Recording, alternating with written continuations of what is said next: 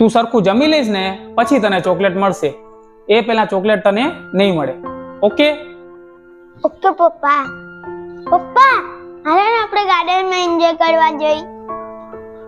ના, પેલા homework complete કર પછી ગાર્ડનમાં જાસી આપણે. આ શું કરો છો તમે? આ તમે બરાબર નથી કરતા. દરેક વાતમાં તમે એને કંઈક ને કંઈક લાલચ આપો છો. આ રીતે તો તમે એને સોદો કરતા શીખડાવો છો. હવે તું મને શીખવાડીશ? તારું કામ કર, મને શીખવાડવાની જરૂર નથી. બરાબર?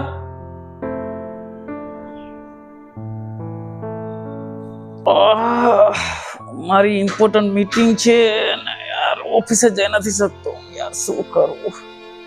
તમારી આટલી બધી તબિયત ખરાબ છે તો પણ કેમ તમારે ઓફિસે જવું છે?